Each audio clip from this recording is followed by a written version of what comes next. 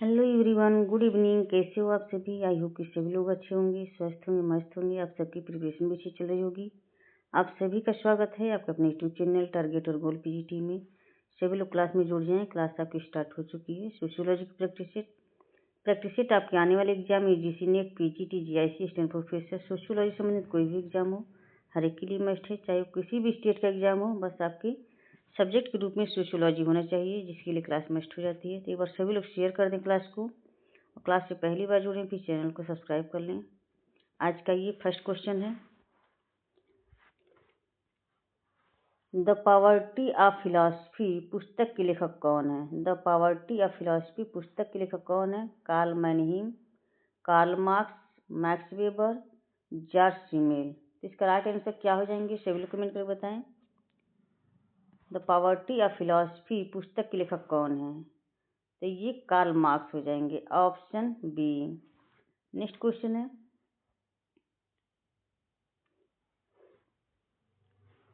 निम्न जाति के लड़के का उच्च जाति की लड़की से विवाह को कहते हैं। निम्न जाति के लड़के का उच्च जाति की लड़की से विवाह को कहते हैं प्रतिलोम विवाह, अंतर विवाह, अनुलोम विवाह, बहिर्विवाह। तो क्या हो जाएंगे इसके राइट आंसर? सभी लोग कमेंट कर बताएं। निम्न जाति के लड़के का उच्च जाति की लड़की से विवाह को कहते हैं। तो इसका राइट आंसर ऑप्शन यहाँ पर प्रतिलोम विवाह। निम्न जाति के लड़के का उच्च जाति की लड़की से, तो ये प्रतिलोम विवाह हो जाएगा। अगर ये निम्न जाति की लड़की या उच्च जाति का लड़का, तो ये अनुलोम विवाह हो जाता। तो ये यहाँ क्या पूछा है? निम्न जाति के लड़के, तो ऑप्शन यहाँ पर ए हो जाएंगे, ऑप्शन ए। नेक्स्ट क्वेश्चन है, पुस्तक the ideology of the rural urban continuum के लेखक कौन है? The ideology of the rural urban continuum के लेखक कौन है? हॉजर, डीबी, बेनेट, रिजनैन। इसका राइट आंसर क्या हो जाएंगे? सभी लोग कमेंट करके बताएं। तो इसका right answer option Bennett, option C. Next question है, फ्रेंड्स सभी लोग शेयर कर दें क्लास को। क्लास से पहली बार जुड़े हैं फिर चैनल को सब्सक्राइब कर लें। जितने लोग वाचिंग कर रहे हैं सभी लोग शेयर कर दें क्लास को। प्रलेख अनुसूची उपयोगी है। प्रलेख अनुसूची उपयोगी है प्राथमिक स्रोत के लिए, द्वितीयक स्रोत के लिए, व्यक्तिगत स्रोत के लिए, प्राथमिक एवं द्वितीयक स्रोत दोनों के लिए। प्रलेख अनुसूची उपयोगी है प्राथमिक स्रोत के लिए, द्वितीयक स्रोत के लिए, व्यक्तिगत स्रोत के लिए, प्राथमिक एवं द्वितीयक स्रोत दोनों के लिए। तो क्या हो जाएंगे यहाँ पर? सभी लोग कमेंट कर बताएं। तो ये ऑप्शन बी हो जाएंगे, द्वितीयक स्रोत के लिए, ऑप्शन बी। नेक्स्ट क्वेश्चन है,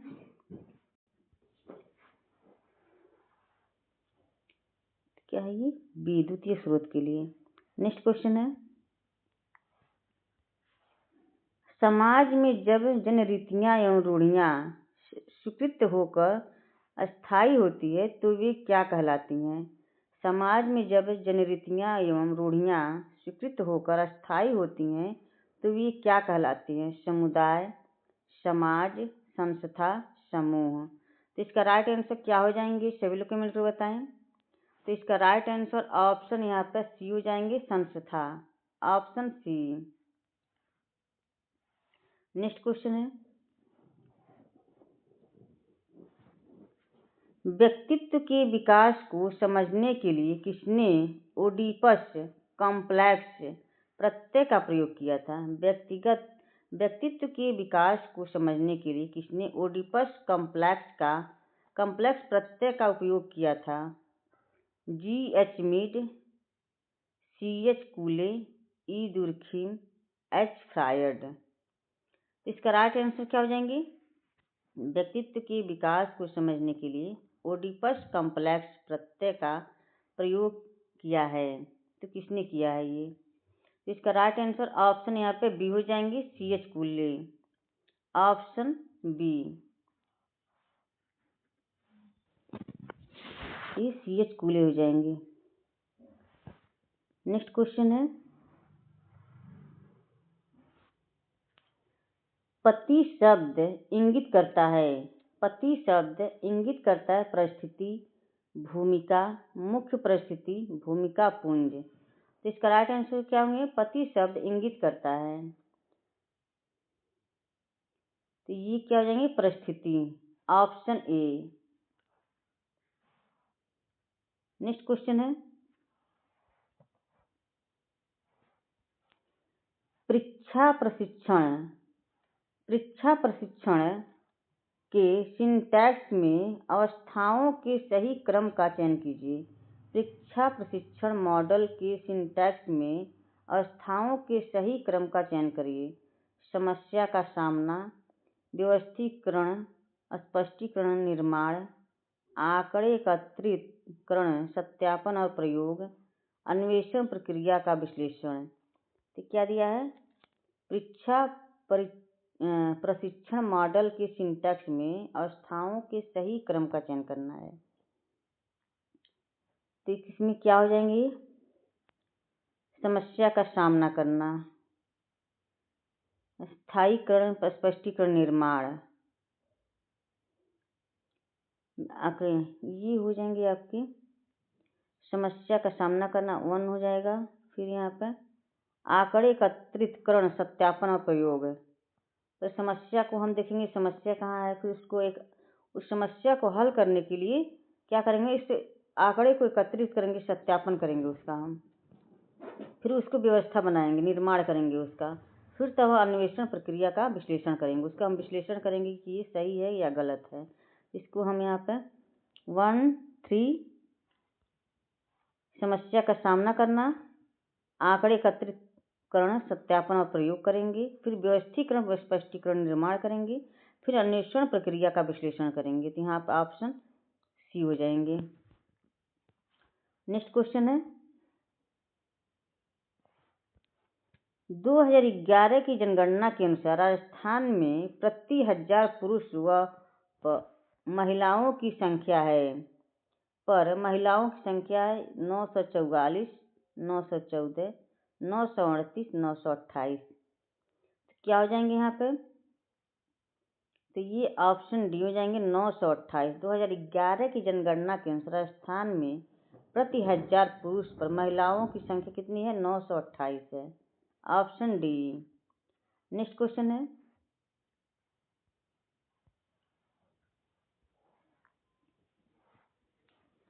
पैरा कम्युनिटीज प्रत्यय किसने दिया? पैरा कम्युनिटीज प्रत्यय किसने दिया? Louis Dumont, GS Ghurye, Herbert Risley, Rudolph एवं रुडोल्फ। तो क्या हो जाएंगे यहाँ पे? सभी लोग कमेंट कर बताएं। तो ये ऑप्शन रुडोल्फ एवं Rudolph, option D. Next question है,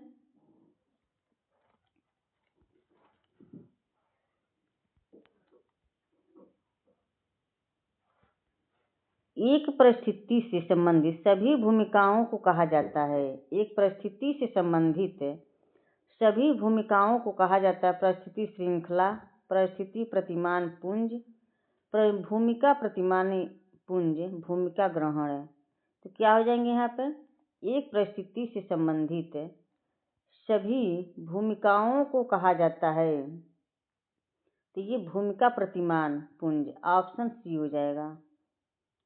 नेक्स्ट क्वेश्चन है, हम समितियों के सदस्य होते हैं, संस्थाओं के नहीं, किसने कहा है? हम समितियों के सदस्य होते हैं, संस्थाओं के नहीं, किसने कहा है? मैकाइबर एवं पेज, र्यूटर, गिलिन एवं गिलिन, दुर्खीम।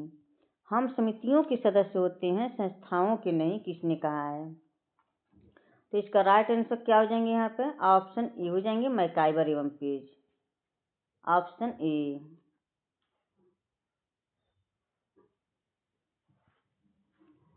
हाइपोथेसिस शब्द किस भाषा से उत्पन्न हुआ? हाइपोथेसिस शब्द किस भाषा से उत्पन्न हुआ? लैटिन भाषा, अंग्रेजी, स्पेनिश, ग्रीक। तो क्या हो जाएंगे यहाँ पे? तो ये ऑप्शन डी हो जाएंगे, ग्रीक से, ग्रीक भाषा से उत्पन्न हुआ है हाइपोथेसिस शब्द। नेक्स्ट क्वेश्चन है, the religion of India, the religion of India के लेखक कौन है? द रिलीजन ऑफ इंडिया के लेखक कौन है? Emile Durkheim, Karl Marx, Auguste Comte, Max Weber. The religion of India के लेखक कौन है? तो इसका राइट आंसर ऑप्शन डी हो जाएंगे, max weber, option D. Next question है, मैक्स वेबर द्वारा नौकरशाही की निम्नलिखित में से किस विशेषता का उल्लेख नहीं किया गया है? मैक्स वेबर द्वारा नौकरशाही की निम्नलिखित में से किस विशेषता का उल्लेख नहीं किया गया है?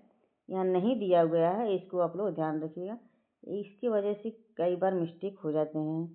ठीक, सोपानिक संगठन, लिखित दस्तावेज की एक प्रणाली, विशेषज्ञ प्रशिक्षण, एक निश्चित वेतन के रूप में आर्थिक मुआवजे के प्रावधान का अभाव।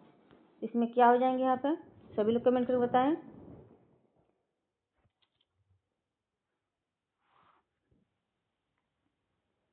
क्या हो जाएंगे यहाँ पे? ऑप्शन डी हो जाएंगे, एक निश्चित वेतन के रूप में आर्थिक मुआवजे के प्रावधान का अभाव। नेक्स्ट क्वेश्चन है,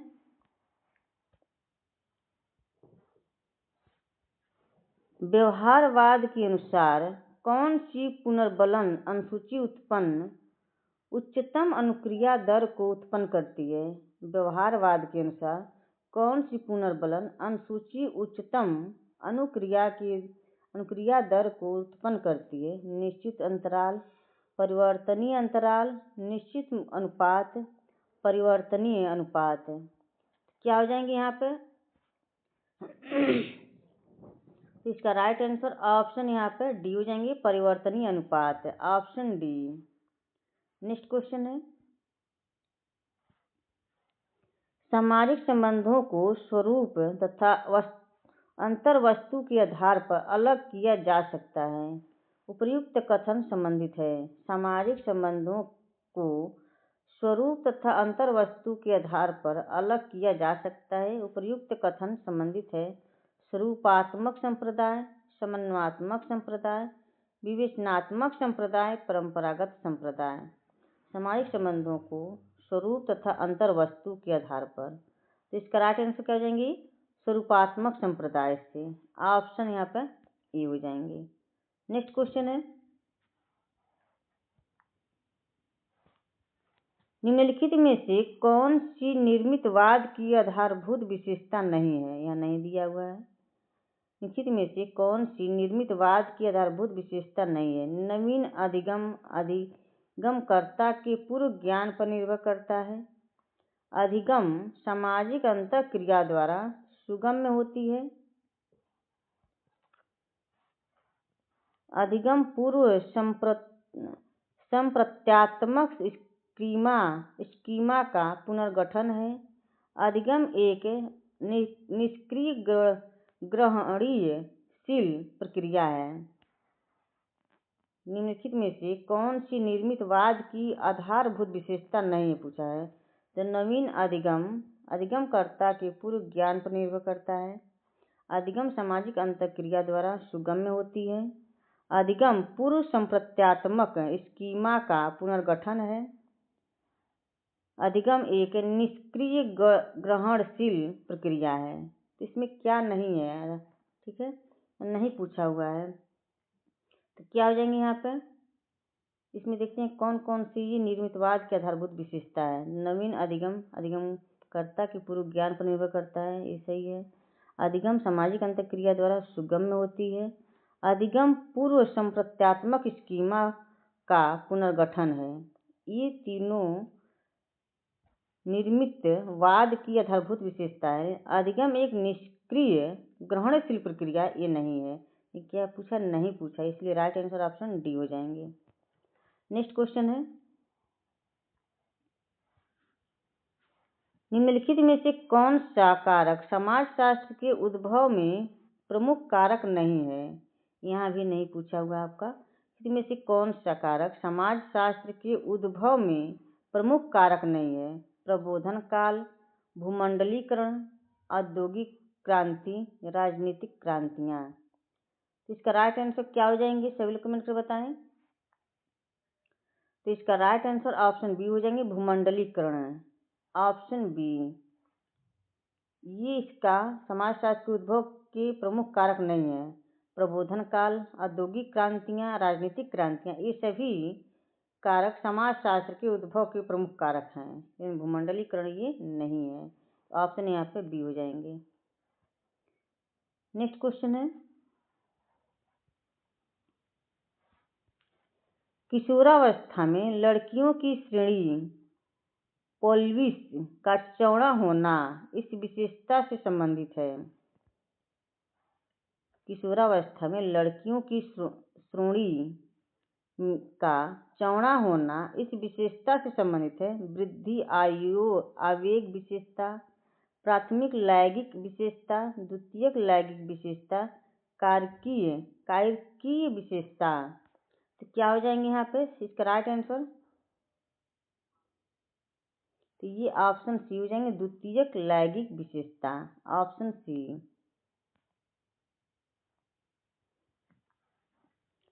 फ्रेंड्स, एक बार सभी लोग शेयर कर दें क्लास को, जितने लोग वाचिंग कर रहे हैं सभी से रिक्वेस्ट है कि सभी लोग क्लास को ज़्यादा से ज़्यादा शेयर करें। जानते हैं इस बीच में आप लोगों की क्लास डेली रेगुलर नहीं हो पाई है, तो प्लीज़ इसके लिए हम रियली सॉरी, लेकिन आप लोग क्लास में डेली बने रहिए, आपकी डेली एक क्लास चलेगी। नेक्स्ट क्वेश्चन है, किसने समाजीकरण के सिद्धांत को समझाने के लिए सामान्यीकृत अन्य अवधारणा का प्रयोग किया? किसने समाजीकरण के सिद्धांत को समझाने के लिए सामान्यीकृत अन्य अवधारणा का प्रयोग किया? H. Freud, C. H. Cooley, G. H. Mead, Jean पियाजे। क्या हो जाएंगे यहाँ पे सभी लोग कमेंट कर बताएं। तो ये जी. एच. मीड हो जाएंगे, ऑप्शन सी। नेक्स्ट क्वेश्चन है, निम्नलिखित में से कौन सा समुदाय का एक आवश्यक तत्व नहीं है? यहाँ नहीं पूछा हुआ है। समुदाय का आवश्यक तत्व नहीं है। स्थानीय क्षेत्र, अमूर्तता, हम की भावना, सामाजिक पूर्णता। क्या हो जाएंगे यहाँ पे सभी लोग कमेंट कर बताएं। कौन सा समुदाय का एक आवश्यक तत्व नहीं है? स्थानीय क्षेत्र, स्थायी क्षेत्र होना चाहिए, हम की भावना होती है, सामाजिक पूर्णता होती है, अमूर्तता नहीं है, मूर्तता होती है, क्योंकि वहाँ पर एक समूह एक बनता है किसी जब एक दूसरे से लोग वहाँ पर मिलते हैं, ठीक, इसलिए वहाँ पर अमूर्तता नहीं होती है, अमूर्तता होती है। जो सामाजिक होता है, समाज जैसे कि मैकाइवर पेज कहे थे ना, समाज सामाजिक संबंधों का जाल है, तो ये अमूर्त होता है, इसको हम फीलिंग कर सकते हैं, छू नहीं सकते हैं, उसको हम समाज कहते हैं जो अमूर्त होता है, और जिसको हम देख सकते हैं, छू सकते हैं, वो क्या होता है? मूर्त होता है। तो ये मूर्त हो गया। समुदाय क्या होता है? मूर्त होता है। नेक्स्ट क्वेश्चन है,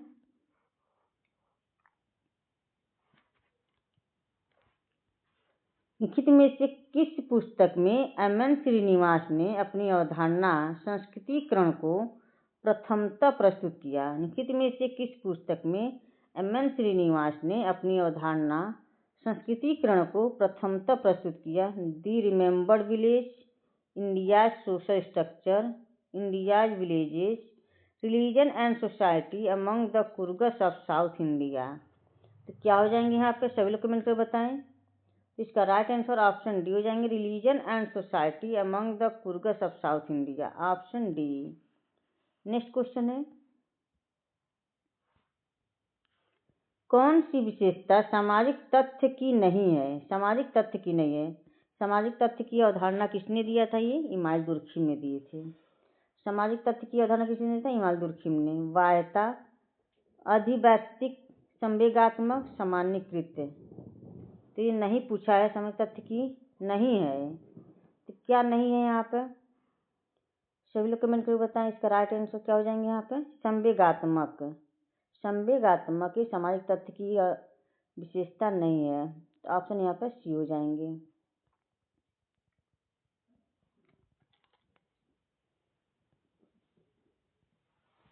नेक्स्ट क्वेश्चन है,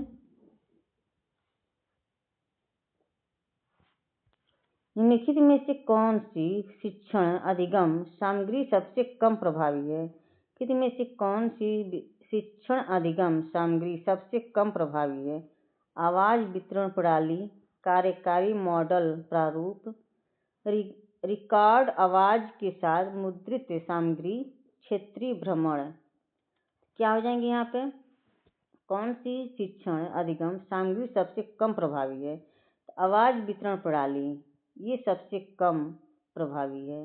ऑप्शन यहाँ पे ए हो जाएंगे। नेक्स्ट क्वेश्चन है, असंरचित साक्षात्कार का प्रकार नहीं है। यहाँ नहीं पूछा हुआ है। असंरचित साक्षात्कार का प्रकार नहीं है। केंद्रीय साक्षात्कार, पुनरावृत्ति साक्षात्कार, औपचारिक साक्षात्कार, नैदानिक साक्षात्कार। असंरचित साक्षात्कार का प्रकार नहीं है। तो इसका राइट आंसर क्या हो जाएंगे यहाँ पे? सभी लोग कमेंट को बताएं। तो इसमें केंद्रीय साक्षात्कार, पुनरावृत्ति साक्षात्कार, नैदानिक साक्षात्कार, ये असंरचित साक्षात्कार हैं। लेकिन औपचारिक साक्षात्कार ये नहीं है। ऑप्शन यहाँ पर सी हो जाएंगे। नेक्स्ट क्वेश्चन है, हिंदू विवाह के निम्नलिखित प्रकारों में से कौन सा सबसे निकृष्ट श्रेणी का विवाह माना जाता है? हिंदू विवाह के निम्नलिखित प्रकारों में से कौन सा सबसे निकृष्ट श्रेणी का विवाह माना जाता है? ब्रह्म विवाह, प्रजापत्य विवाह, पैशाच विवाह, आर्ष विवाह। तो क्या हो जाएंगे यहाँ पे? सभी लोग कमेंट कर बताएं। तो विवाह कितने प्रकार के होते हैं? हिंदू विवाह 8 प्रकार के होते हैं। ब्रह्म विवाह, प्रजापत्य विवाह, पैशाच विवाह, आर्ष विवाह, दैव विवाह, ये सभी 8 प्रकार के विवाह होते हैं। तो इसमें क्या पूछा है? निकृष्ट श्रेणी का विवाह माना जाता है कौन सा इसमें से? तो ये आपका पैशाच विवाह, ऑप्शन सी हो जाएगा। नेक्स्ट क्वेश्चन है, किशोरावस्था में सामाजिक विवाह की महत्वपूर्ण विशेषता का बढ़ा हुआ प्रभाव है। किशोरावस्था में सामाजिक विकास की महत्वपूर्ण विशेषता का बढ़ा हुआ प्रभाव है। माता पिता, साथी समूह, अध्यापक, भाई बहन। तो इसका राइट आंसर क्या हो जाएंगे? सभी लोग कमेंट को बताएं। तो ये ऑप्शन बी हो जाएंगे, साथी समूह। सामाजिक विकास की महत्वपूर्ण विशेषता का बढ़ा हुआ प्रभाव है किशोरावस्था में साथी समूह, ऑप्शन बी। नेक्स्ट क्वेश्चन है, समाज शास्त्र समूहों में मनुष्यों के व्यवहार का अध्ययन करता है। समाजशास्त्र समूहों में मनुष्यों के व्यवहार का अध्ययन करता है, किसका कथन है? A.W. ग्रीन, अकबर, किम्बल यांग, P.A. सोरोकिन। तो इसका राइट आंसर क्या हो जाएंगे? सभी लोग कमेंट को बताएं। तो ये किम्बल यांग हो जाएंगे, option A. Option C. Next question है,